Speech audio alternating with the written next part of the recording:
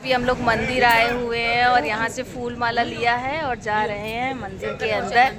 आप लोग को दर्शन कराते हैं संकट मोचन मंदिर का। बहुत ही सुंदर और बहुत ही अच्छा मंदिर है हमारे यहाँ प्रयागराज में। आप लोग भी आइए और दर्शन करिए। यहाँ पे बहुत भीड़ होती है ना। कल शिवरात्रि है ना, कल होगी। और ये हमारे यहाँ पंडित जी हैं।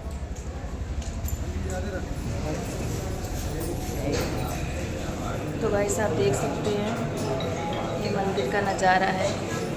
भगवान जी का दर्शन करें।